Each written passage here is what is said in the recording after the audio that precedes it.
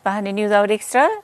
এবার বাজেট শুরু হওয়ার আগেই, অর্থাৎ বাজেট নিয়ে যখন আলোচনা চলছিল, প্রাক আলোচনা চলছিল, অনেকেই এই আলোচনার শুরুতে যেভাবে বাজেট লেখা বা বাজেটের আলোচনা উপস্থাপন করেছেন, প্রায় সকলেই, সকল মিডিয়া এটাকে কিছুটা স্বাস্থ্য চিকিৎসার সঙ্গে জড়িত রেখে, অর্থাৎ যোগসূত্রটা রেখে উপস্থাপন করবার চেষ্টা করেছে, যেমনটা আমরা করেছি।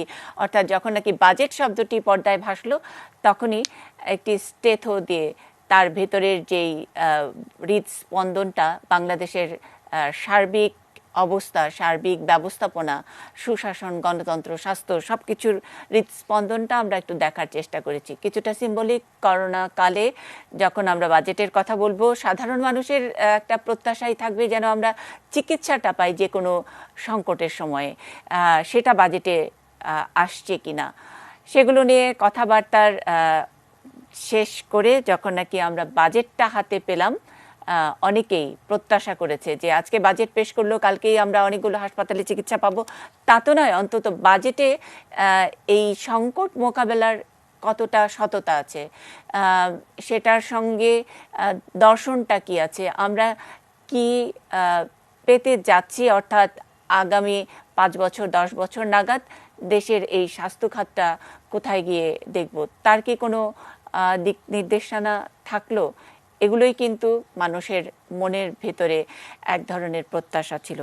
সেই প্রত্যাশাকে এই বাজেট পূরণ করতে পেরেছে। বাজেটের আগে আমরা কথা বলেছিলাম বাংলাদেশের একজন খুবই নামী অর্থনীতিবিদের সঙ্গে, শুধু বাংলাদেশ নয়, যিনি আন্তর্জাতিকভাবে বাংলাদেশকে অনেক বেশি সামনে এগিয়ে রাখেন, অর্থনীতিবিদ, বাংলাদেশ উন্নয়ন গবেষণা প্রতিষ্ঠানের গবেষণা পরিচালক ডক্টর বিনায়ক সেনের কাছ থেকে। আজকে বাজেট পেশ হওয়ার 3 দিন পার হয়েছে। আজকে তার কাছ থেকে একটু এই বাজেটের মূল্যায়ন, অর্থাৎ শুনে নেব যে এই বাজেট, যেই বক্তৃতাটি হলো, বাজেট যেটা প্রস্তাব করা হয়েছিল হলো, সেটার মধ্যে হৃদস্পন্দনটা কোথায় আসলে। আমি প্রথমে খুব ছোট্ট করে একেবারে প্রারম্ভিক বক্তব্য শুনতে চাই ডক্টর বিনায়ক সেনের কাছে।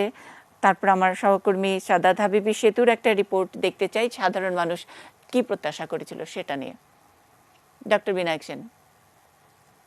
দেখেন, সংকটের বছরে বাজেট প্রণয়ন করা এবং বাস্তবায়ন করা তো বটেই, সেটা খুবই কঠিন কাজ।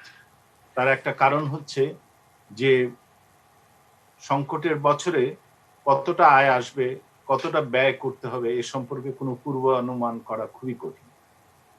সেই অর্থে অনেকেই যেটা ভাবছেন মনে মনে, সেটা আমিও বলতে চাচ্ছি প্রকাশ্যে, যে আমি সহানুভূতিশীল অর্থমন্ত্রী যে বাজেট দিয়েছেন সে সম্পর্কে। তার জায়গায় আমি হলে যে বিড়ম্বনার সম্মুখীন হতাম সেটা আমি অনুভব করতে পারছি। তারপরও মানুষের প্রত্যাশা থেকেই যায়। মানুষ যে প্রত্যাশা করতে হয়েছে মানুষকে বাস্তব কারণেই, সেটা হচ্ছে স্বাস্থ্যের ব্যাপারে উদ্বিগ্ন হতে হয়েছে। সেই ব্যাপারটা কতটা রয়েছে বাজেটে, সে ব্যাপারে কিছু বলবার চেষ্টা করব, আগেও কিছু বলেছি। দ্বিতীয় প্রত্যাশা ছিল ইকোনমিক লকডাউন বা অর্থনীতির যত অবস্থা ঝিমে তালে চলবে, তত বেশি প্রয়োজন হয়ে পড়বে সামাজিক সুরক্ষা কর্মসূচি। সেই জায়গাটাতে বাজেট কতটা ব্রেক থ্রু করতে পারলো সেটাও একটু তলিয়ে দেখা দরকার। আর তৃতীয় ভাগটায় অন্যান্য ইস্যু যেগুলো বাজেটের সম্পর্কিত, বেসরকারি বিনিয়োগে কিভাবে ডাইনামিজমটা আসবে, কিভাবে ব্যাংকিং ব্যবস্থা যার মাধ্যমে দিয়ে বিভিন্ন ইনসেন্টিভ দেওয়া হচ্ছে, সেই ব্যাংকিং ব্যবস্থাকে কিভাবে রিপেয়ার করা হবে, কিভাবে স্থানীয় সরকার ব্যবস্থাকে শক্তিশালী করা হবে, নইলে তো আইডেন্টিফাই করা যাবে না যারা ভুক্তভোগী তাদের। এই ধরনের ইস্যুস গুলো নিয়ে আমরা আলোচনা করব এবং সবশেষে আমি কিছুটা বাজেটের ফর্ম নিয়েও কথা বলবো, বাজেটের ভাষা, বাজেটের সমাপ্তি অংশ, এগুলো নিয়েও কিছুটা আমি আলোকপাত করব। নিশ্চয়ই দর্শক খুব আগ্রহ নিয়ে নড়ে চড়ে বসবেন, কারণ আমরা অনেকগুলো খুব জরুরি জায়গায় আমরা ডক্টর বিনায়ক সেনের কথা শুনবো। তার আগে সাধারণ মানুষ কেমন করে চেয়েছেন এবারের বাজেটটা, কি প্রত্যাশা ছিল? অন্য সববার যখন আমরা মাঠে তাদের সামনে আমাদের মাইক্রোফোনটি সামনে তুলে ধরি, তখন তারা নানান সময় নানান ইস্যুর কথা বলেছেন। প্রায় সব সময় থাকে জিনিসপত্রের দাম, চাকরির সুযোগ ইত্যাদি, এসব থাকে। কিন্তু এবার যে যেখান থেকেই জিজ্ঞেস করেছেন, সাধারণ মানুষের একটাই প্রশ্ন, আসলে আগে জীবন তারপরে জীবিকা। এই জীবন জীবিকার মূল সুরটি বোধহয় এবার তাদের চাওয়ার মধ্যে এসেছে, যেটা এসেছে আমার সহকর্মী সাদাত হাবিবি সেতুর রিপোর্টে, যেদিন বাজেটের দিন স্বাস্থ্য নিয়ে যে সংবাদটি সে পরিবেশন করেছে। বড়লোক হোক আর গরিব হোক, যা যেখানে আছি সবাই যদি নিয়ম মতন চিকিৎসা এবং ঔষধ পাই। গত বছর বা এর আগের বছর যাই হয়েছে আমরা আমাদের চোখে পড়েনি, কিন্তু এই মহামারীর কারণে আসলে এটার আসল রূপটা ফুটে উঠেছে। গভর্নমেন্টের অবশ্যই স্বাস্থ্য খাতে প্রচুর বরাদ্দ বেশি দেওয়া দরকার, এমনকি দ্বিগুণ করলে সবচেয়ে ভালো হয়। কারণ যেহেতু এইভাবে লোক মারা যাচ্ছে, সমস্ত বিশ্বই কিন্তু আক্রান্ত, খালি বাংলাদেশ নাই। 29,247 কোটি টাকা বরাদ্দের প্রস্তাব করা হলো। কোভিড-19 নভেল করোনা ভাইরাস স্বাস্থ্য নিয়ে সাধারণের এই দাবির বিপরীতে আহম মোস্তফা কামালের দ্বিতীয় বাজেটে স্বাস্থ্যের হিস্সা 5.15 ভাগ, যার মধ্যে স্বাস্থ্য সেবায় বরাদ্দ 22,884 কোটি টাকা আর স্বাস্থ্য শিক্ষা ও পরিবার পরিকল্পনায় 6,363 কোটি টাকা। স্বাস্থ্য খাতের অবকাঠামো নির্মাণ, চিকিৎসা সরঞ্জাম, গবেষণার মতো উন্নয়নে এই দুই বিভাগের জন্য আসছে বছর 12,500 কোটি টাকা ব্যয়ের প্রস্তাব দিয়েছেন অর্থমন্ত্রী। করোনা ভাইরাসের প্রভাব বিবেচনায় আগামী বাজেটে অগ্রাধিকার থাকবে স্বাস্থ্য। করোনা মোকাবেলায় বর্তমানে চলমান 5,500 কোটি টাকার বিশেষ কার্যক্রমের পাশাপাশি জরুরি পরিস্থিতি মোকাবেলায় 10,000 কোটি টাকা বরাদ্দের প্রস্তাব করেছেন অর্থমন্ত্রী। করোনা মোকাবেলায় চিকিৎসক ও স্বাস্থ্যকর্মীদের জন্য 850 কোটি টাকার বিশেষ বরাদ্দের কথাও এসেছে অর্থমন্ত্রীর উপস্থাপনায়। এছাড়া 8টি নতুন মেডিকেল কলেজ নির্মাণের পরিকল্পনা, বিদ্যমান 3টি নতুন মেডিকেল কলেজের নির্মাণের অগ্রগতি, জেলা বিভাগীয় পর্যায়ে সেকেন্ডারি আর টারশিয়ারি লেভেলের স্বাস্থ্য স্থাপনা নির্মাণের পরিকল্পনা জানিয়েছেন মন্ত্রী। করোনা মোকাবেলায় বিশ্বব্যাংক আর এশীয় উন্নয়ন ব্যাংকের সহায়তায় মোট 2,493 কোটি টাকা ব্যয়ের দুটি চলমান প্রকল্পের কথা তুলে ধরে আরও উন্নয়ন সহযোগী বাংলাদেশের পাশে দাঁড়াবে এমন বিশ্বাস অর্থমন্ত্রীর। মেডিকেল টেকনোলজিস্ট, ল্যাব অ্যাটেন্ডেন্ট সহ অন্যান্য স্বাস্থ্যকর্মী নিয়োগ চূড়ান্ত পর্যায়ে রয়েছে। এদিকে এই করোনা কালেও চলতি অর্থ বছরে যে 25,733 কোটি টাকা বরাদ্দ ছিল এ খাতের, তাও খরচ করতে পারেনি স্বাস্থ্য মন্ত্রণালয়। ক্ষমতাসীন আওয়ামী লীগের শেষ দুমেয়াদের 10 বছরে স্বাস্থ্য খাতের উন্নয়নে ব্যয় হয়েছে 45,000 কোটি টাকার বেশি। যদিও এই ব্যয় সঠিক কিনা তা নিয়ে প্রশ্ন উঠেছে, সমালোচনার ঝড় বইছে সবখানে। তাই তো নতুন অর্থ বছরে যতটুকুই বরাদ্দ পেল স্বাস্থ্য খাত, তার সুষ্ঠু ব্যবহার নিশ্চিত করবে সরকার, এমনটাই প্রত্যাশা সবার। Sadat Habibi Setu, ATN news, Dhaka. Doctor Binayak Sen, না, এখন প্রথমেই যেটা বলতে চাই যে আমরা কি প্রত্যাশা করেছিলাম, আমরা একটা জরুরি তাগিদ প্রত্যাশা করেছিলাম, সেটা মাঝে মাঝে উল্লেখিত আছে, কিন্তু বাস্তবে কি পদক্ষেপ নেওয়া হবে সে সম্পর্কে কোনো সুস্পষ্ট ইঙ্গিত করা হয়নি। যেমন ধরুন,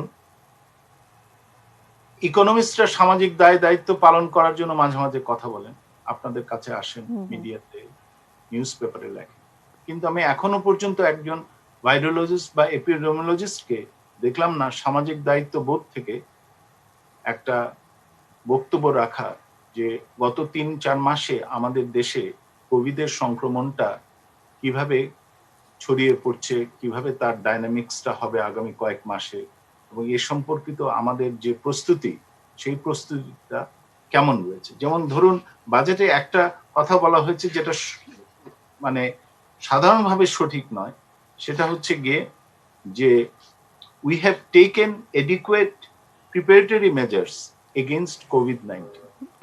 আমরা কোভিড-19 বিপরীতে যথেষ্ট প্রস্তুতিমূলক ব্যবস্থা নিয়েছি।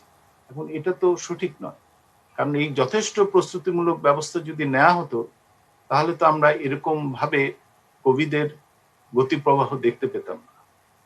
সুতরাং এখানে একটা কোথাও ফাঁক আছে, এবং ফাঁকটা শুধুমাত্র প্রশাসক বা যারা আমলা আছেন তাদের পক্ষে পূরণ করা সম্ভব নয়। এটার জন্য ভাইরোলজিস্ট, এপিডেমিওলজিস্টকেও এগিয়ে আসতে হবে। আমি এই জন্য প্রস্তাব করছি যে সামগ্রিকভাবে 2টো সার্ভে করা দরকার অবিলম্বে, এবং এটা বাজেটে যে বরাদ্দ আছে তার থেকেই মেটানো সম্ভব। বাজেটে কিন্তু 100 কোটি টাকা বরাদ্দ করা হয়েছে integrated health science research and development fund নামে একটা ক্রিয়েট করা হয়েছে। সেখান থেকে এটা পূরণ করা সম্ভব। সেটা হচ্ছে 64টা জেলায় 1000 করে স্যাম্পল নিয়ে 64,000 স্যাম্পলে নিয়ে একটা সার্ভে করা। এটার উদ্দেশ্য হবে বেজলাইন কোভিড জরি, কারা কারা কোভিডে আক্রান্ত হচ্ছেন, সংক্রমিত হচ্ছেন, সেই পরিসংখ্যানটা জেলাওয়ারি ভাবে তুলে আনা।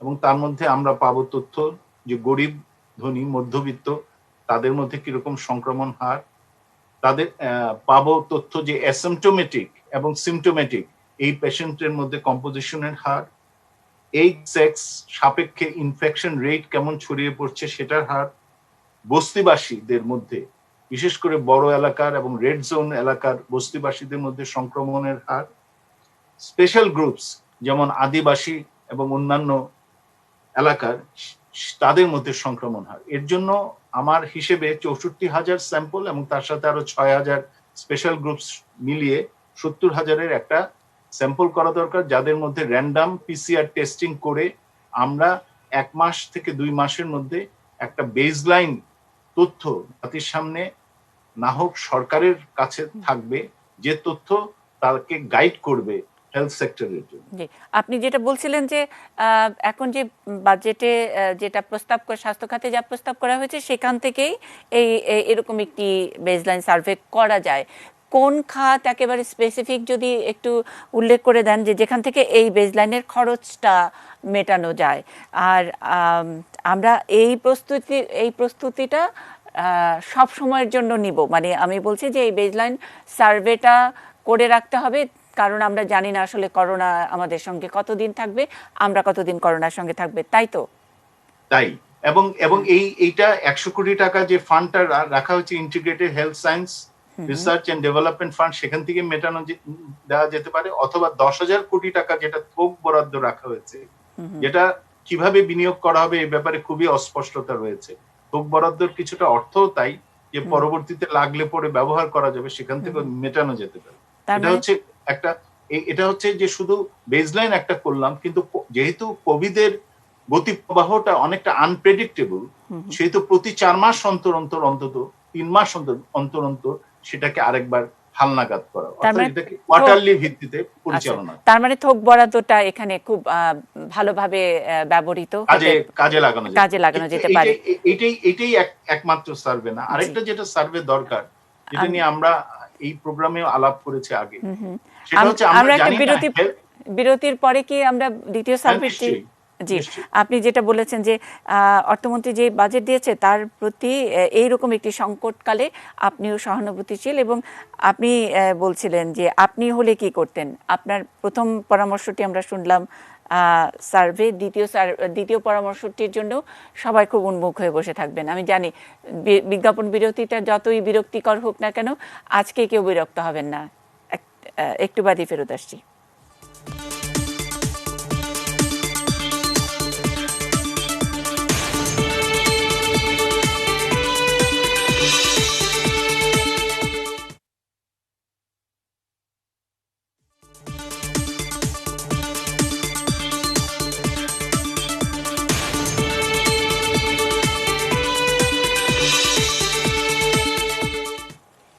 Ispahani news hour extra.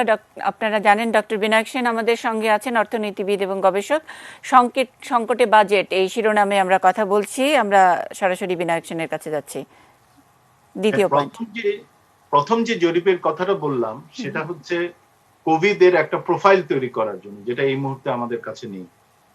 তো সেই জরিপটা আমি বলছি যে প্রতি কোয়ার্টারে একবার করে করলে আমাদের একটা হালনাগাদ তথ্য থাকবে, এবং তার ভিত্তিতে আমরা স্বাস্থ্য সংক্রান্ত একটা পরিকল্পনা নিতে পারি। দ্বিতীয় যে গুরুত্বপূর্ণ জরিপটা অবিলম্বে করা দরকার, সেটা হচ্ছে যে স্বাস্থ্য খাতের ক্যাপাসিটি সংখ্যা।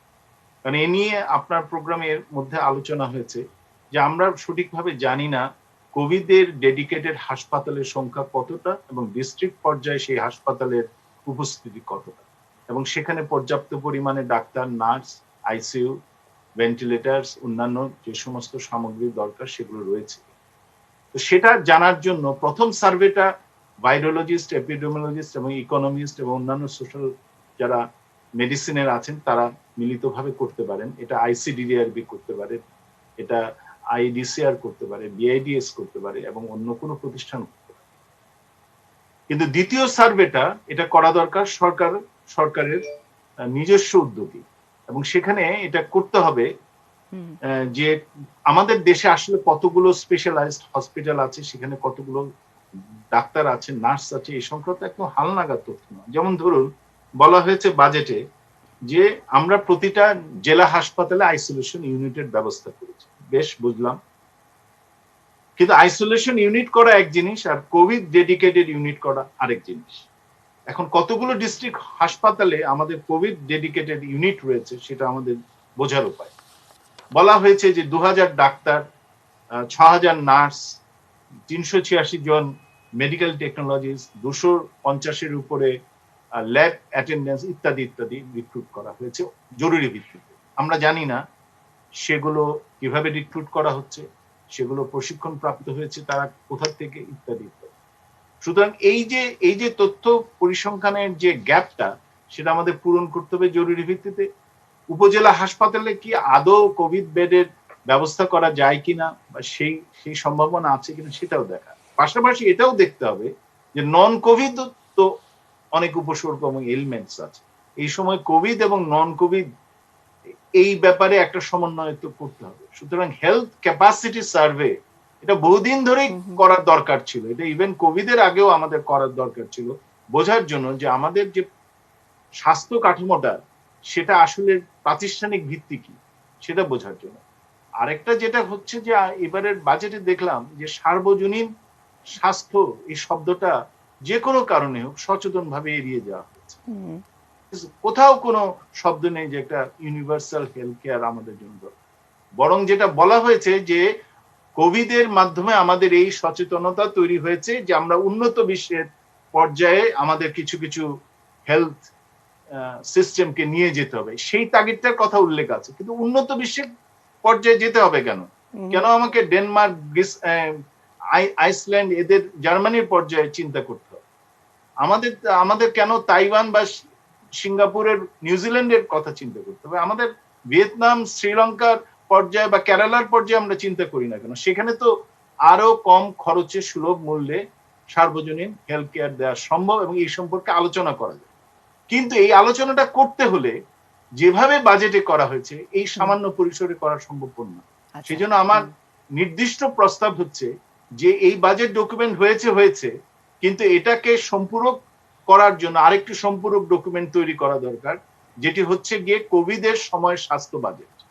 সেখানে সুনির্দিষ্ট প্রাতিষ্ঠানিক পরিকল্পনা থাকবে, কিভাবে আমরা স্বাস্থ্য পরিকাঠামোকে ঢেলে সাজাবো, বিশেষ করে রেড জোন শহর এলাকায় কিভাবে ওয়ার্ড মহল্লা ভিত্তিক আমাদের প্রাথমিক স্বাস্থ্য কাঠামো গড়ে উঠবে, কিভাবে রেফারেল সিস্টেম গড়ে উঠবে, যারা প্রাথমিক স্বাস্থ্য কাঠামোয় এসে তারা স্পেশালাইজড বিশেষায়িত হাসপাতালে যাবেন, কিভাবে পিসিআর টেস্টিং এর ক্ষেত্রে সাবসিডাইজ রেটের প্রবর্তন করা হবে, যারা সরকারিভাবে অ্যাক্সেস পাবেন না, যারা বেসরকারিভাবে যাবেন, এই সমগ্র ব্যাপারটা সুন্দরভাবে একটা রূপরেখা দেওয়া হবে। তাহলে আমরা বলতে পারবো যে গতানুগতিক বাজেটের বাইরে যে কোভিডের বছরে আমরা একটা নতুন কিছু করলাম। এমনিতে কিন্তু বরাদ্দতে যেটা বলা হয়েছে যে হেলথ সেক্টর প্রধান প্রায়োরিটি, এটা কিন্তু সঠিক নয়, অঙ্কের ব্যাপারেও সঠিক নয়। আমি একদম সুনির্দিষ্ট ভাবে বলছি, অঙ্কের ব্যাপারে প্রাইমারি এডুকেশন এবং সেকেন্ডারি এডুকেশন এবং টেকনিক্যাল মাদ্রাসা এডুকেশন মেলালে আমাদের 20-21 সালে মোট বরাদ্দ দেওয়া হয়েছে 66,000+ কোটি টাকা। হেলথে বরাদ্দ দেওয়া হয়েছে 29,247, তার সাথে আপনি 10,000 কোটি টাকা থোক বরাদ্দ অ্যাড করতে পারেন 41। সুতরাং এটা কিন্তু সর্বোচ্চ বরাদ্দ পায়নি। এই কথাটা আমি বলতে চাই যে এই যে এটা শুধু অঙ্কের মারপেচের ব্যাপার না, এটার সাথে হেলথ সেক্টর প্ল্যানিং এ একটা ভিশনের অভাব আছে। ডক্টর বিনায়ক সেন, আপনি যেটা বললেন যে কোভিডের সময়ের স্বাস্থ্য বাজেট এরকম এই শিরোনামে অথবা এই ফিলসফিতে সম্পূর্ণ বাজেটটা যেন হয় সেটার জন্য, এটা কি খালি কি স্বাস্থ্যেরই বাজেট? এটা তো দেশের স্বাস্থ্যের বাজেট নয়। মানে যখন আমি এরকম একটি ক্রাইসিসে শুধু হেলথটাকে প্রায়োরিটি দিচ্ছি, তারপরে জীবনের পরেই তো জীবিকার শব্দটি আসবে। সেক্ষেত্রে তো এটা তো একটা সামগ্রিক জায়গায় গিয়েই তো আমরা বোধহয় গুণে এটার লাভটা বের করতে পারি, তাই নয় কি? হ্যাঁ, নিশ্চিত। আমরা শুধু হেলথ নিয়েই ভাবলে চলবে না, আমাদের অন্য কিছু নিয়েও ভাবতে হবে, বিশেষ করে জীবিকার এবং আমরা তো জীবিকা এবং জীবনের মধ্যে একটা ব্যালেন্স রেখে চলতে হবে। মানে সেটাই তো, জীবিকার জন্যই তো আমরা এই জীবনের বাজেটটা করতে যাচ্ছি, যেটাকে আপনি কোভিডের সময়কার স্বাস্থ্য বাজেটের সম্পূরক হিসেবে আপনি প্রস্তাব করছেন। সেটা তো অবশ্যই জীবিকার জন্য, সেটা তো উন্নতির জন্য, আবারও প্রবৃদ্ধির যেই সব আমরা মারপ্যাচের কথা বলি, সেখানেও তো এটাই গিয়ে যোগ বিয়োগ করবে। আমরা এগুলো আরও সহজ করে আপনার কাছ থেকে শুনবো। বার্তা কক্ষ থেকে ফেরত আসি, ছোট্ট একটু বিরতি, আমরা হেডলাইনগুলো শুনে আসবো।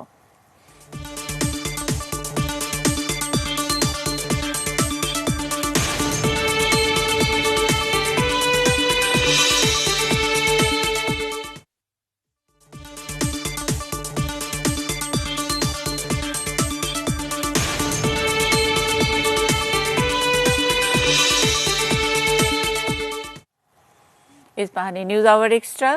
অর্থনীতিবিদ ও গবেষক ডক্টর বিনায়ক সেন আমাদের সঙ্গে আছেন। আমরা সংকটে বাজেট এই শিরোনামে কথা শুনছিলাম তার কাছে। ডক্টর বিনায়ক সেন। হ্যাঁ, স্বাস্থ্য খাতের আলোচনা ছেড়ে যাওয়ার আগে আমি দুটো পয়েন্ট বলতে চাই। একটা হচ্ছে যে সামগ্রিকভাবে স্বাস্থ্য মন্ত্রণালয় এবং স্বাস্থ্য খাতে লিডারশিপের অভাব আছে।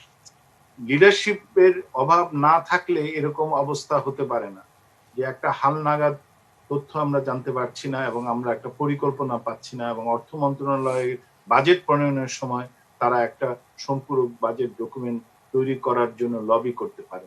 সেটা আমি মনে করি সেটা অবিলম্বে করা উচিত।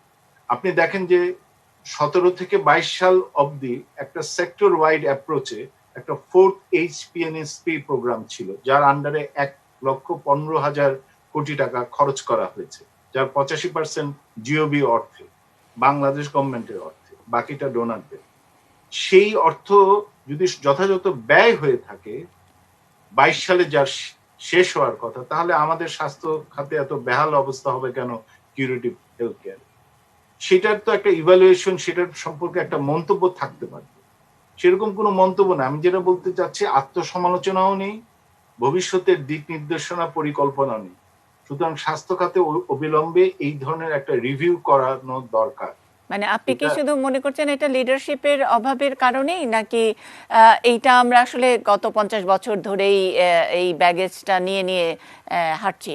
না, আমি যেমন বলতে চাচ্ছি যে স্বাস্থ্য মন্ত্রণালয় হতে হবে শিক্ষা এবং কৃষির মতন, অর্থ মন্ত্রণালয়ের মতনই জরুরি মন্ত্রণালয়।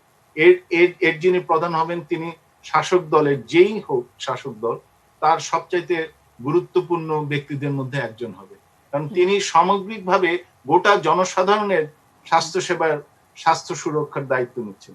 তাকে সেই রকম দায়িত্ববান হতে হবে, তার আন্ডারে সেই রকম ইনফ্রাস্ট্রাকচার থাকতে হবে। দ্বিতীয় কথা হচ্ছে, শুধু ব্যয় করলেই তো হবে না। ব্যয় বরাদ্দ এবার বেড়েছে মাত্র 3,500 কোটি টাকা। যদি ওইভাবে আপনি গত বছরের সাথে তুলনা করে দেখেন, ব্যয় খুব একটা বাড়েনি, 3,510 কোটি টাকা বেড়েছে, এবং তার মধ্যে আবার বেশিরভাগই হচ্ছে এডিবি এবং ওয়ার্ল্ড ব্যাংকের সমর্থিত দুটো প্রকল্প। সেই দুটো প্রকল্পকে ছড়িয়ে দিলে ব্যয় বেড়েছে সামান্য 500 থেকে 1,000 কোটি টাকা। আমি থোক বরাদ্দ বাদ দিয়ে বলছি। সুতরাং শুধু ব্যয় বরাদ্দের প্রশ্ন না, প্রশ্নটা হচ্ছে ব্যয়ের কোয়ালিটির প্রশ্ন। এবং সেক্ষেত্রে আমি আবারও বলছি, এটা সামগ্রিকভাবে অন্যান্য খাতকেও প্রভাবিত করবে, যে আমাদের দেশে একটি শক্তিশালী এবং স্থায়ী রেগুলেটরি কমিশনের কোনো বিকল্প নাই। রেগুলেটরি কমিশন কি করবে? সে সরকারি পারচেজের ক্ষেত্রে প্রাইস ফিক্স করে দেবে। সে বলবে যে এই একটা ভেন্টিলেটর মেশিন কিনতে আপনার 30 লক্ষ লাগবে না টাকা, এটার দাম হচ্ছে 5 লক্ষ টাকা, বা ধরুন 7 লক্ষ টাকা। সে একটা রেঞ্জ বেঁধে দেবে। সুতরাং রেগুলেটরি কমিশন এটা অবশ্যই চায়, এবং এক্ষেত্রে তাহলে দেখবেন স্বাস্থ্য খাতে 9-6 ব্যাপারটা অনেক কমে যাবে। সুতরাং আমি দুটো কথা বললাম, একটা হচ্ছে সার্ভে দরকার, প্ল্যান দরকার, তার জন্য লিডারশিপ দরকার।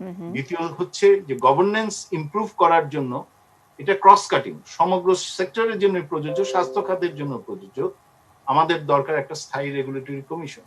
এবং সেই কমিশন শুধু প্রধানমন্ত্রীর দপ্তরকে কেন্দ্র করে 100 জনের পরামর্শ কমিটি করে সেটা পূরণ হবার নয়।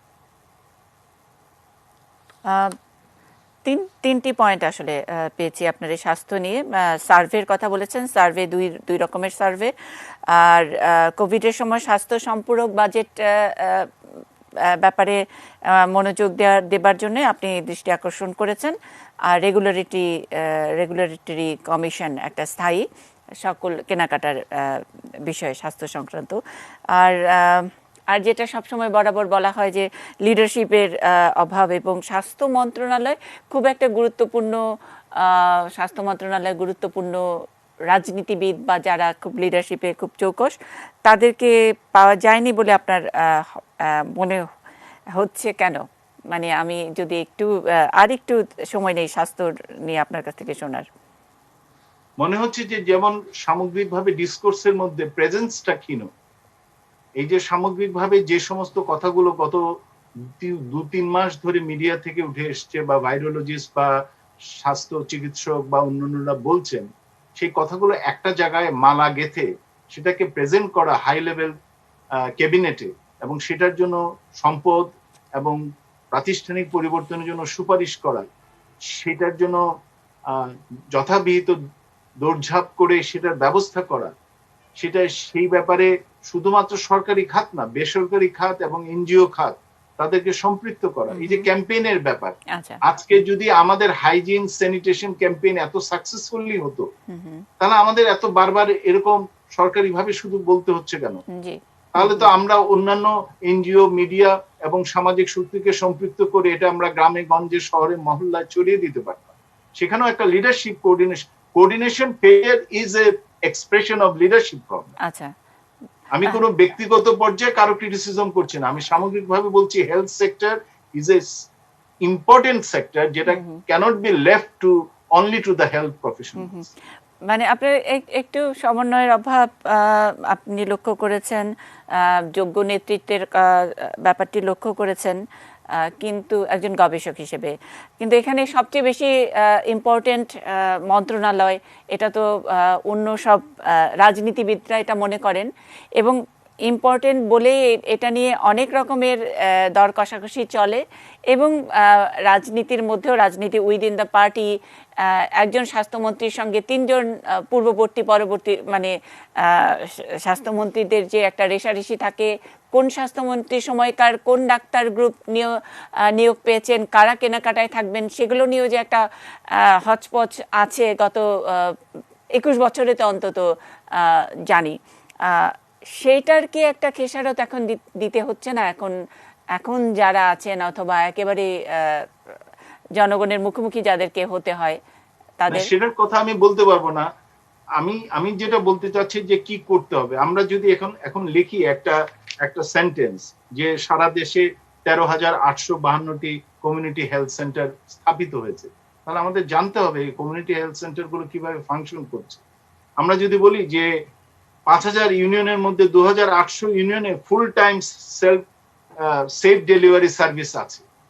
ফুল টাইম সেফ ডেলিভারি সার্ভিস কতটা ফুল টাইম আছে সেটা তো আমাদের জানতে হবে। আমি যেটা বলতে যাচ্ছি যে স্বাস্থ্য খাতটা এত জরুরি খাত এবং চিকিৎসার ব্যাপারটা এত নেগলেক্টেড হয়েছে। আমি একবার বলেছিলাম বোধহয় আপনাকে যে বর্তমানে সংকট হচ্ছে বহু বছর ধরে চলে আসা cumulative under investment in public হেলথের ফলশ্রুতি। আমরা এতদিন যাবৎ স্বাস্থ্যকে নেগলেক্ট করেছি, সেটার আজকে বহিঃপ্রকাশ আমরা দেখতে পাচ্ছি। এবং বাজেট বক্তৃতাতেও কিন্তু এক জায়গায় দেখলাম অর্থমন্ত্রী বলেছেন যে এই কোভিড এর সংকটের সময় হেলথ সেক্টরের যে দুর্বলতাগুলো সেটা প্রকট হয়ে ধরা পড়েছে। এই কথাটা কিন্তু স্বীকারোক্তি আছে এক জায়গায়। সুতরাং আমি মনে করি যে এই আত্মোপলব্ধির সাথে বাস্তবের তাগিদটা মিলিয়ে একটা নতুন করে স্বাস্থ্য খাতকে ঢেলে সাজানো উচিত। সেই জন্য রাজনৈতিক অভিপ্রায় যেমন প্রয়োজন, প্রাতিষ্ঠানিক উদ্যোগ তেমন প্রয়োজন, এবং সরকার যদি একলা চলরে নীতি নিয়ে চলে, এখানে যেটা গণস্বাস্থ্যের র্যাপিড কিট নিয়ে আমরা এখনো দেখলাম বা এখন হয়তো নিষ্পত্তি হচ্ছে কোনোভাবে, তাহলে এটা ভুল করবেন। কারণ এই জনস্বাস্থ্য খাতটাকে আমাদের সবারই সম্পৃক্ত করা দরকার। আমাদের একটু পাশের দেশ কেরালায় যে বা শ্রীলঙ্কায় যে বা ভিয়েতনামে যে আমরা বুঝি না কেন আমরা চীনের বিশেষজ্ঞকে ডেকে আনছি, কেন আমরা ভিয়েতনামের বিশেষজ্ঞ এবং শ্রীলঙ্কা এবং কেরালার থেকে বিশেষজ্ঞ এনে জানতে চাচ্ছি না যে আপনাদের কি অভিজ্ঞতা, আপনারা কি করে 2%, 2.5% জিডিপি খরচ করেই জনস্বাস্থ্যের এত, ভিয়েতনামে একটা মানুষেরও মৃত্যু ঘটেনি কোভিডে। জি, এটা আপনি ভাবতে পারেন আজকে 4 মাস পরেও এটা ভিয়েতনাম বলতে পারছে। এবং খুব বেশি সুতরাং দূরের আমরা দেশে। আমরা আমরা কেন এই ওইসব অভিজ্ঞতাটা বিবেচনায় নিচ্ছি না, এবং বিবেচনায় নিয়ে আমরা কেন আমাদের তুলনামূলক ভাবে অল্প খরচেই, আমাদের দরকার নেই 6 থেকে 8% জিডিপি খরচ করা, কেন আমরা পারবো না 2 থেকে 2.5% খরচ করা? এই বছরের হেলথ বাজেটে যে বরাদ্দ হয়েছে সেটা তো 1% জিডিপি ক্রস করেনি। এখানে একটা অসত্য ভাষণও আছে। এখানে বলা হয়েছে যে স্বাস্থ্য খাতে যে বরাদ্দ হয়েছে তার ছাড়াও আরো 13টা মিনিস্ট্রি খরচ করে, এবং সেই খরচ করার টাকাটা যদি আমরা অ্যাড করি, সেই টাকাটার পরিমাণ হচ্ছে, তারা যেটা অ্যাড করি তাহলে দাঁড়ায় 41,000 টাকা, এবং তাহলে এটা 1.3% অফ জিডিপি। জি, আরো 13টা মিনিস্ট্রি স্বাস্থ্য খাতে খরচ করে, সেটা কি ধরনের খরচ? এটা কি গাড়ি যদি কেনে তাহলে এই গাড়ির খরচটাও কি ওই স্বাস্থ্য খাতের খরচের মধ্যে ধরা হয়েছে? এ ব্যাপারে কোনো স্পষ্টতা নাই। আমার মনে হয় যে স্পষ্ট হতে হবে, stop lying about health statistics. এটা জীবনের ব্যাপার। আমি আর জীবন নিয়ে আর বিশেষ বলতে চাই না, আমি তো অনেক আমরা সামাজিক সামাজিক সুরক্ষা যাব। সামাজিক সুরক্ষায় আপনি যাবেন, একজন গবেষকের চোখে নিশ্চয়ই এই হেলথ সেক্টরের যে দুর্বলতা, আমরা দীর্ঘদিন ধরে যেই দুর্বলতা নির্বিশেষে, সব সরকারের নির্বিশেষে দেখে এসেছি, তারই একটা খেসারত হয়তো চোখে পড়ছে অনেক স্পষ্টভাবে। কিন্তু যারা রাজনীতির বিশ্লেষক তারা খুব ভালো করে জানেন, আমার মনে হয় এটা নিয়েও বোধহয় গবেষণা অথবা ইনভেস্টিগেশন হতে পারে।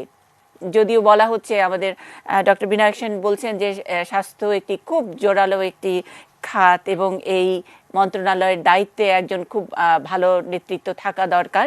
হ্যাঁ, স্বাস্থ্য একটি খুব গুরুত্বপূর্ণ মন্ত্রণালয়, সবচেয়ে পলিটিক্যালি প্রভাবশালী লোকদেরকে এখানে দেওয়া হয়, এবং নির্বিশেষে যে দল যখনই ক্ষমতায় থাকুক না কেন, স্বাস্থ্যমন্ত্রী কিন্তু বদলায় না, অর্থাৎ স্বাস্থ্যমন্ত্রীদের ভূতগুলো থাকে। অর্থাৎ এখনো পর্যন্ত বাংলাদেশের ইতিহাসে যতগুলো স্বাস্থ্যমন্ত্রী হয়েছেন সকলের ভূত কিন্তু এই সবের মধ্যে কাজ করে। সুতরাং এখানে একটা সমন্বয়হীনতার একটা বড় প্রকাশ আমরা পাই।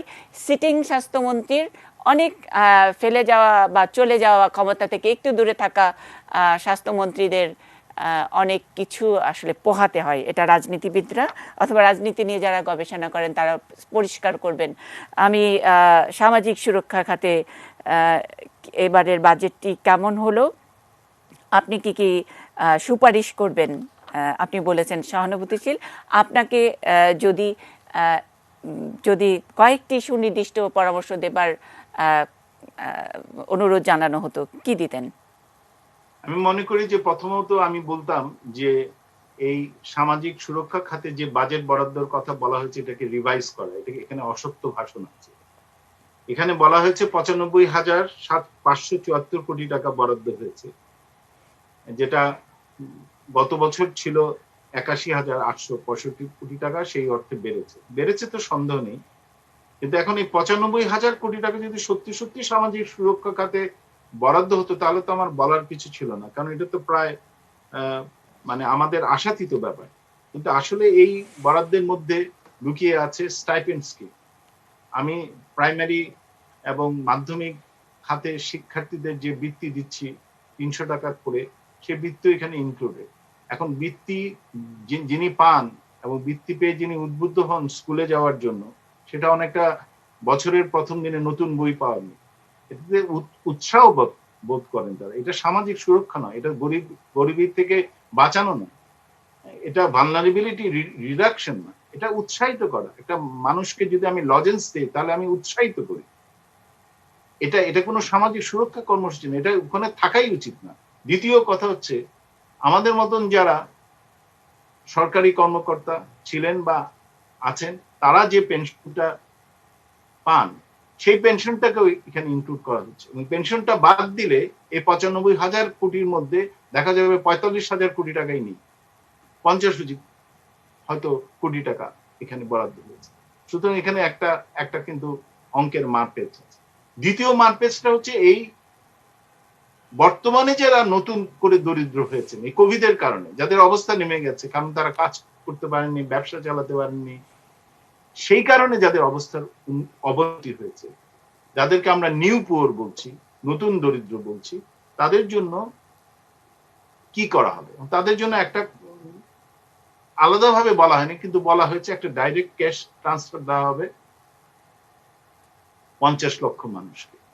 আমি মনে করি প্রথমত কিভাবে দেওয়া হবে, কিভাবে তাদেরকে চিহ্নিত করা হবে, সেটা তো একটা পরের প্রশ্ন, সেটা হয়তো আমরা সর্বশেষে আলোচনা করব।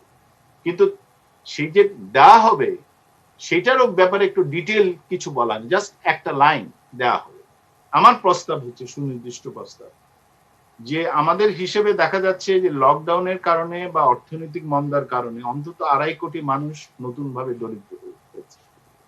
সে 2.5 কোটি মানুষকে যদি মাসে 1,000 টাকা করে দেই এক বছর, তাহলে আমার 30,000 কোটি টাকা লাগবে। এই 30,000 কোটি টাকা যদি আমি খরচ করি, তাহলে 2.5 কোটি মানুষ বাঁচবে, এবং আড়াই কোটি মানুষ বাঁচার কারণে লকডাউনের মধ্যে আমাদের যে কোভিড মোকাবেলা এবং অন্যান্য কর্মসূচি চলতে পারে।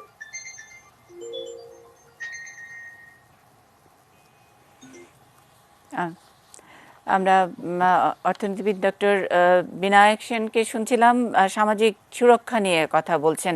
একটা ছোট্ট বিরতির পরে আবারও ফিরছি ডক্টর বিনায়ক সেনের কাছে।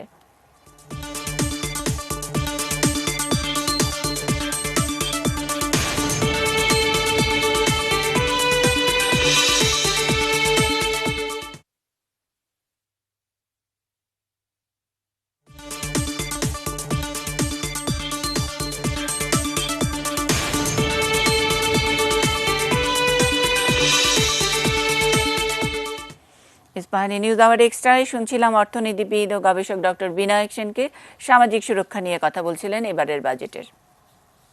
আমি বলছি যে সর্বখাতেই লিডারশিপের ফ্যাক্টরটা খুবই গুরুত্বপূর্ণ, কিন্তু আমরা দেখি যে কোনো কোনো খাত এগোয় লিডারশিপের ভালো থাকার, তুলনামূলক ভালো থাকার কারণে কোনো কোনো খাত পেয়েছে। আমরা যে স্বাস্থ্যের কথাটা আগে বলছিলাম, সেইটার প্রসঙ্গে আমি বলি যে পরিকল্পনা মন্ত্রণালয় হয়তো স্বাস্থ্য খাতের প্রকল্প দ্রুত অনুমোদন করে দিতে পারে, অর্থ মন্ত্রণালয় হয়তো বরাদ্দটা দ্রুত করতে পারে, কিন্তু আলটিমেটলি স্বাস্থ্য খাতে কিভাবে এই বিনিয়োগটা বাস্তবায়ন হবে সেটা নির্ভর করছে স্বাস্থ্য খাতের লিডারশিপের উপর। এবং এই রকম কোভিড বছরে আমরা স্বাস্থ্য খাতে একটা স্ট্রং, ভিশনারি, দূরদর্শিতা সম্পন্ন একটা লিডারশিপ দেখতে চাই। এটাই ছিল আমার বলবার কথা। এবার সামাজিক সুরক্ষার ক্ষেত্রেও কিন্তু এই কথাটা প্রযোজ্য। সামাজিক সুরক্ষা খাতে অর্থ মন্ত্রণালয় বা সংশ্লিষ্ট ব্যক্তিরা বেশি বরাদ্দ দিতে চান না, তার একটা বড় কারণ হচ্ছে তারা মনে করেন এই সমস্ত বরাদ্দের মধ্যেও যথেষ্ট ঝামেলা রয়ে গেছে। এবং এটা কিন্তু কিছুটা সত্যি। আমরা গবেষণা করে দেখতে পাচ্ছি মিক্স ডেটা থেকে, এবং HIS 2016 এর ভিত্তিতেও দেখেছি, সামাজিক সুরক্ষা খাতে যতটুকু বরাদ্দ আছে আমাদের, এই যে 45,000 বা 50,000 কোটি টাকা, সেই বরাদ্দেরও 50% প্রায় চলে যায় অদরিদ্রদের কাছে, এখন যাদের এটা পাওয়ারই কথা না। এখন এটা বহুদিন ধরে চলে আসছে, এবং এটাকে বন্ধ করার দুটো উপায়, এবং এটা কনক্রিট আমি প্রস্তাব করছি, আগেও বলেছিলাম হয়তো। সেটা হচ্ছে যে ভারতের আধার কার্ডের মতন আমাদের NID কার্ডটাকে আমরা যদি একটু সম্প্রসারিত করি, অর্থাৎ NID কার্ডের মধ্যে আমরা যদি কোন কোন কর্মসূচির সুবিধাভোগী সেই তথ্যটাও সন্নিবেশিত করি, তার ব্যাংক অ্যাকাউন্ট, ট্যাক্স আইডি, অন্যান্য বিষয়গুলো সন্নিবেশিত করি, তাহলে একই ব্যক্তি দুবার এই সুবিধা ভোগ করতে পারবে না। দ্বিতীয়ত হচ্ছে যে কোনো ব্যক্তি যদি স্পষ্টতই অদরিদ্র পরিবার দেখা যাচ্ছে NID কার্ডের ইনফরমেশন থেকে, সে নিশ্চয়ই উইডো অ্যালাউন্স বা ওল্ড এজ অ্যালাউন্স বা অসচ্ছল মুক্তিযোদ্ধা বা অসচ্ছল ডিসেবিলিটির অ্যালাউন্স নিতে পারবে না। সেটাই হচ্ছে আধার কার্ডের মূল বৈশিষ্ট্য। তো এটা আমাদের NID কার্ড তো হয়েই রয়েছে, মানে 90% কাজ হয়েই রয়েছে, এর সাথে 10% ইনফরমেশন যুক্ত করতে হবে। দ্বিতীয় হচ্ছে যে আমাদের যেটা এক্সিস্টিং ডেটাবেজ আছে সেটা আমরা ইউজ করি না কেন? NHD database, national house hold database, যেটা BBS সংগ্রহ করেছে, সেই ডেটাবেজটা 2019 সালে ডিসেম্বর নাগাদ সচল হওয়ার কথা ছিল, এবং সেই অনুযায়ী আমরা চরম দরিদ্র, মডারেট পুর, ভালনারেবল নন পুর ইত্যাদি মিডল ক্লাস, এগুলোকে আইডেন্টিফাই করতে পারি ইজিলি। কাট অফ পয়েন্ট গুলো ইজিলি আইডেন্টিফাই করা সম্ভব। একটাই খালি এখানে অ্যাড করতে চাই যে সেই ডেটাবেসটাকে সচল করার পাশাপাশি আমাদের উদ্যোগ নিতে হবে সেই ডেটাবেসকে হালনাগাদ করা, এবং হালনাগাদ করার একমাত্র উপায় হচ্ছে লোকাল লেভেলে যে, কারণ এখন কোভিডের কারণে অনেক নিম্ন মধ্যবিত্ত পরিবার কিন্তু দরিদ্র বা চরম দরিদ্র হয়ে গেছে। সেটা জানার উপায় হচ্ছে যে আমার শহর এলাকায় বিকেন্দ্রীভবন এবং লোকাল গভর্নমেন্ট দরকার, এবং গ্রাম এলাকায় বিকেন্দ্রীভবন এবং লোকাল গভর্নমেন্ট দরকার। গ্রাম এলাকায় যাও বা একটা স্ট্রাকচার আছে, গ্রাম এলাকায় স্ট্রাকচার আছে ইউনিয়ন পর্যন্ত, কিন্তু ইউনিয়ন যথেষ্ট নয়। আমার মনে হয় কোভিডের অভিজ্ঞতা থেকে এই দাবিটা তোলা দরকার যে এখন আর ইউনিয়ন পর্যায়ে সর্বনিম্ন আমাদের বিকেন্দ্রীভবনের ধাপ হওয়া উচিত না, আমাদের সর্বনিম্ন ধাপ হওয়া উচিত গ্রাম। Village is our lowest economic unit, ward এবং মহল্লা হওয়া উচিত শহর এলাকার জন্য লোয়েস্ট ইকোনমিক। এই দাবিটা তোলা উচিত, কারণ হচ্ছে যে একজন ইউনিয়ন বোর্ড বা পরিষদের চেয়ারম্যান তিনি কি করে জানবেন যে তার ইউনিয়নের কোন গ্রামের কোন পাড়ার কোন বৃদ্ধ পরিবারটি আসলেই নিবি, কোন বিধবা মহিলাটি আসলেই নিবি বা অ্যাবান্ডন মহিলাটি আসলেই নিবি।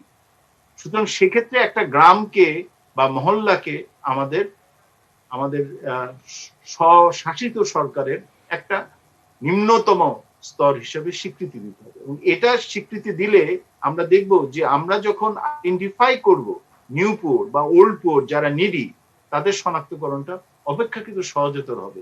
1991 সালের টাস্ক ফোর্স যেটা রেহমান সোবানের সময় হয়েছিল, 1991 সালে 29টি টাস্ক ফোর্স ছিল, তার মধ্যে পভার্টি রিডাকশন টাস্ক ফোর্সের একটা রিকমেন্ডেশন ছিল, মাহবুব হোসেন সেটার কনভিনার ছিলাম, আমি এটার সাথে জড়িত ছিলাম মেম্বার সেক্রেটারি হিসেবে। সেখানে একটা রিকমেন্ডেশন ছিল যে আমরা যেন গ্রাম সংগঠনকে একটা স্থানীয় সরকারের অঙ্গীকৃত প্রতিষ্ঠান হিসেবে দেখি, এবং সেটা এখানে করা দরকার। সুতরাং এইভাবে যদি আমরা লিকেজটা একটু কিছুটা হলেও কমাতে পারি, অন্তত 30-40% কমাতে পারি, তাহলে আরো কিছু রিসোর্সেস যেটা আমরা রিলিজ করতে পারবো, যেটা আমাদের দরিদ্র এবং ভালনারেবল পরিবারের জন্য দিতে পারবো। আমরা সামাজিক সুরক্ষার পরে ব্যাংকিং ব্যবস্থা এবং স্থানীয় ব্যবস্থা নিয়ে আপনি কথা বলবেন বলেছিলেন। অন্যান্য এবারের বাজেটের অন্যান্য টিডবিটস, ভাষা এবং শিরোনাম ইত্যাদি সেগুলো নিয়েও কথা শুনবো। সামাজিক সুরক্ষায় শেষ একটা কোনো লাইন আমাদের জন্য, মানে একেবারে সুপারিশের লাইন যদি একটি বলতে বলি, কি বলবেন? তারপরে আমি বিরতিতে যাব।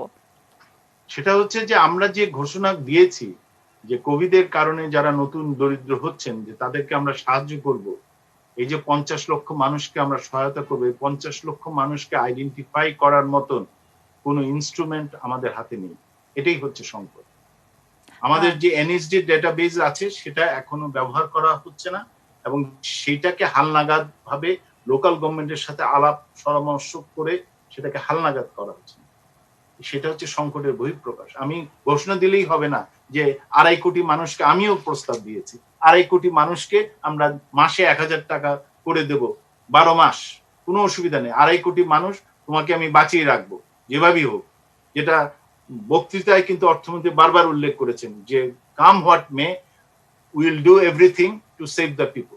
কিন্তু সেটা যদি আমরা করতে চাই, সেই 50 লক্ষ মানুষকে আমরা আইডেন্টিফাই করবো। তার মানে একেবারে ইমিডিয়েটলি, মানে এখনই আপনি যেমন স্বাস্থ্যের ক্ষেত্রে একটা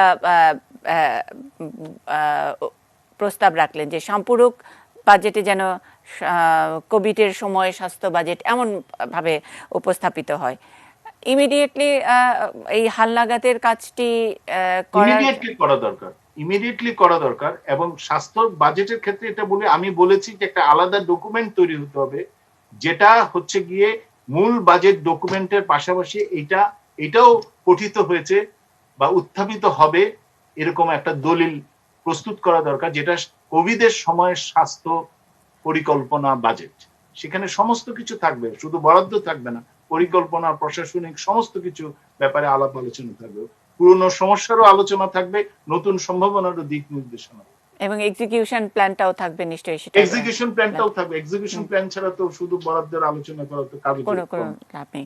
এবারে সামগ্রিক বাজেটে কোথাও কি কোনো এক্সিকিউশন প্ল্যান দেখেছেন আপনি? এক্সিকিউশন প্ল্যানে যাওয়ার আগে একটা 3টা বিষয় আমার অন্যান্য ইস্যুর মধ্যে আমি হাইলাইট করতে চাই, যেটা আরো অনেক অর্থনীতিবিদরাই বলেছেন, আমারও চোখে পড়েছে। একটা হচ্ছে যে এই বছরের বাজেট এবং আগামী বছরের যে প্রস্তাবিত বাজেটের মধ্যে একটা জায়গায় বৈপরীত্য আছে। 2018-19 সালে আমাদের প্রাইভেট ইনভেস্টমেন্ট রেট ছিল 23.54%, মানে বেসরকারি বিনিয়োগ তার তার কতটা অনুপাত জিডিপির ভেতরে, জিডিপির কত শতাংশ বেসরকারি বিনিয়োগ, সেটা ছিল 18-19 সালে 23.54%। সেটা 19-20 সালে কোভিড সংকটের কারণে অর্ধেকে হয়ে যায় 12.72%। এটা সারণী 2-113 পাতায় আছে বাজেট পত্রিকা। 20-21 সালে দেখা যাচ্ছে সেই 12.72%কে কোনো একটা ম্যাজিকে আমরা প্রাক্কলিত করেছি 25.30%। আচ্ছা, তাহলে কি দাঁড়ালো? 23 থেকে কমে 12-তে হলাম, আবার আমরা 25-এ চলে যাব।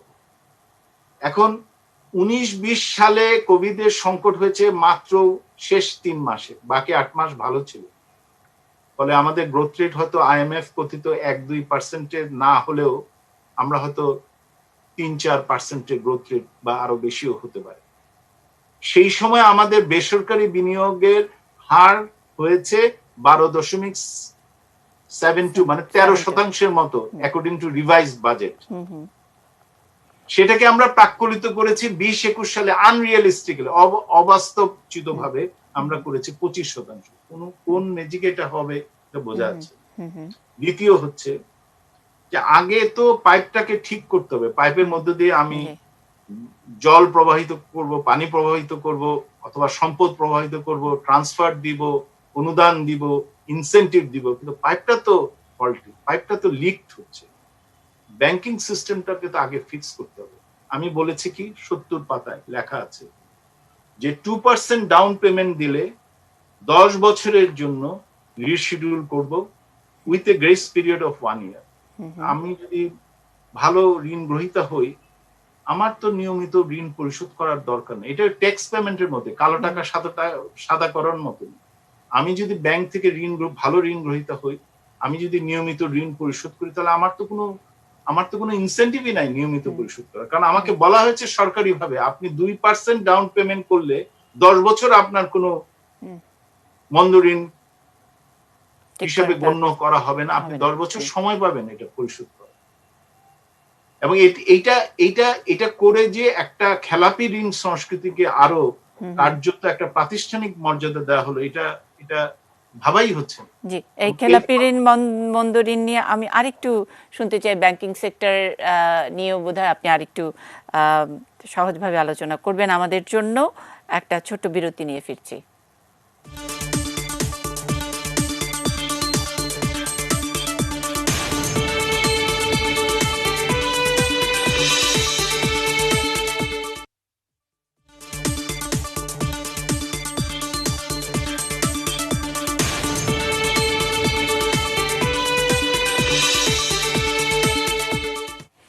ইস্পাহানি নিউজ আওয়ার এক্সট্রায় এবারের বাজেটের বিশ্লেষণ শুনছি আমরা অর্থনীতিবিদ এবং গবেষক ডক্টর বিনায়ক সেনের কাছে।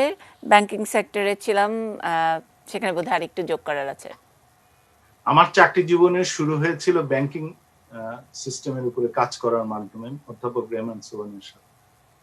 তো সেই সময় 80-র দশকে মানি অ্যান্ড ব্যাংকিং কমিশন স্থাপিত হয়েছিল। এর একটা উদ্দেশ্য ছিল যে সেই সময়ে আমাদের নন পারফর্মিং লোনস এর পরিমাণ ছিল সমগ্র ব্যাংকিং সিস্টেমের 40%, অর্থাৎ ডিফল্টের রেট তখন 40, নন পারফর্মিং ব্যাংকিং অ্যাসেটস এর পরিমাণ ছিল 40%। সেইটা ক্রমে ক্রমে কালক্রমে দশকে ক্রমে ক্রমে 10-12 বা এই পর্যায়ে দাঁড়ায়। কিন্তু এখন এই বাজেট বক্তৃতায় বলা হয়েছে যে কোনো কিছু বলা হয়নি কিভাবে লোন, খেলাপি ঋণ এগুলো উদ্ধার হবে, সেই সম্পর্কে কিছু বলা হয়নি। এখানে শুধু বলা হয়েছে যে একটা ইনসেন্টিভ দিচ্ছি, 2% ডাউন পেমেন্ট দিয়ে আপনাকে 10 বছরের খেলাপি ঋণ পরিশোধ করার সুযোগ দিলাম, আর আপনাকে ইন্টারেস্ট রেটটাও কমিয়ে দিলাম 9-6 এর মধ্যে 9